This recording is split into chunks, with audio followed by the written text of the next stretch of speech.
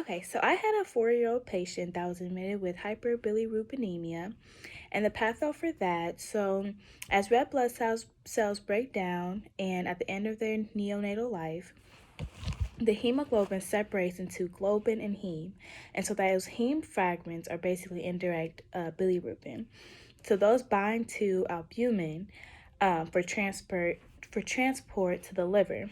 Cells to conjugate with the glu- glucuronide, making direct bilirubin. Excuse me.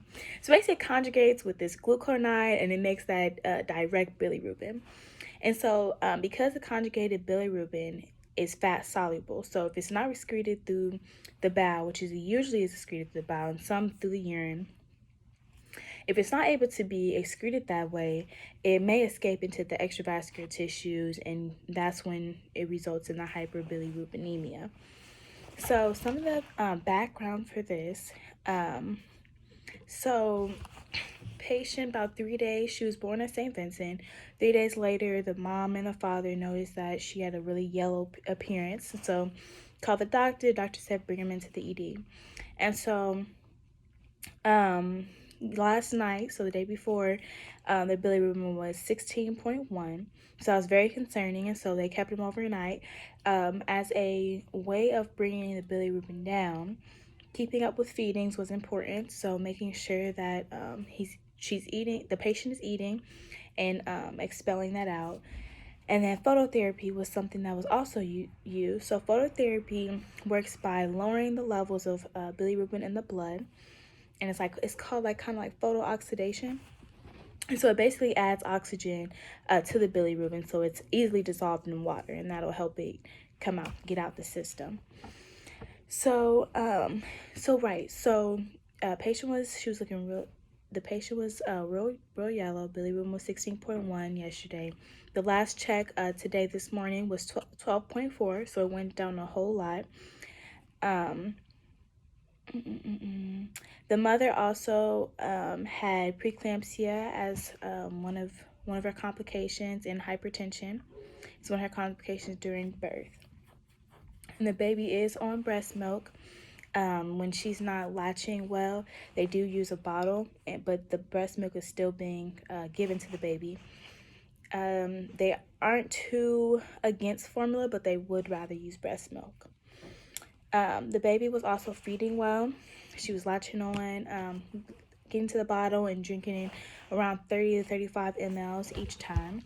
So with the head to toe assessment, the blood pressure was 75 over 43, heart rate 133, respiration rate 37, temperature 98, and O2 98. She was able to move all extremities. Skin was dry and intact. It was slightly yellow around like her eye area and her perineal because, of course, the diaper was over her perineal, and she had a bandage goggles over her eyes, so that wasn't exposed to the UV lights, making it more yellow in appearance. Her capillary refill was less than 3 seconds, lower and upper extremities. She was alert.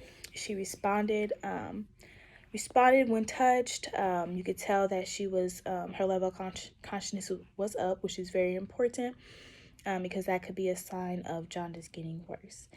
Her mucous membranes were moist and her palate was intact. And then we did notice that she had umbilical clamps still intact, so I did want to put that in the head to toe. So she weighed 2.82 kilograms. She was 47 centimeters, and then her head circumference was 35 centimeters. The patient had a present Babinski grasp, rooting, and starter reflex. So you notice her toes all fanned. She was able to grasp onto her fingers. She like kind of put her head towards my shirt when I had her up to my chest, so trying to grab a nipple.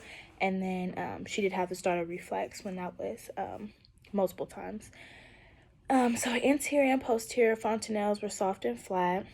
Sensory motor stage, she's coordinating senses with motor response, so normal for her age. Trust and mistrust, you can tell that she shows complete faith in her caretaker, environment, and future events. Her head circumference was in the 50th percentile, her length was in between the 10th and the 25th, and then her weight was in the 5th percentile. So some of the goals I had for my patient was to try to have the patient yellow tint of the skin around the eyes and perineal area decrease by time I left, so 3 o'clock. The another goal I had was make sure the patient was free of infection. And then the last goal I had was parent will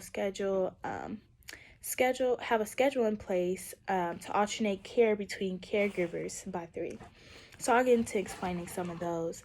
So each one was met, except the very first one. The tint did go down a little, but not enough for me to say that my goal was met. So I would say partially met.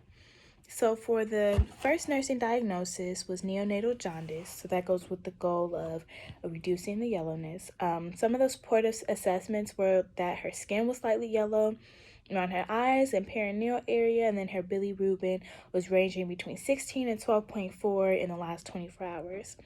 So some of the nursing intervention I said was to assess the color of the stool and consistency, make sure it's appropriate for the age and it's not dark and terry or gray color to make it evident that jaundice is getting worse.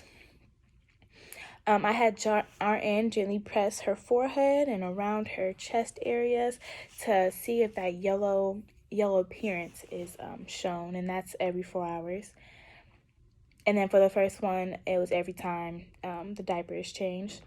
And then RN teaches the caregiver the signs and symptoms of jaundice. So looking for that yellow tinged skin, looking for the clay colored stools, looking for her not wanting to feed or just not being aroused. So saying her name and she's not really being aroused. So just noticing those signs and symptoms and being able to call the doctor. And I'll tell them that once. RN assesses how often, how much the patient is feeding, at least every 3 hours. So it's important that the patient is feeding as much as possible to get that bilirubin out. So my second nursing diagnosis is risk for infection. So patient umbilical cord clamp is still intact. So that was the main risk for infection I really had because usually that was supposed to be taken out. And so since it is still there, there is a increase in risk of infection. So RN assesses vitals every 4 hours to monitor for an increase in blood pressure, temperature, or heart rate. It can indicate infection. RN uses a Flack scale to assess for pain every 4 hours for a sign of infection.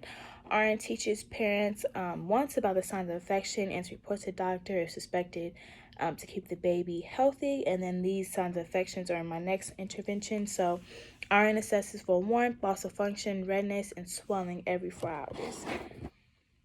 And so caregiver anxiety.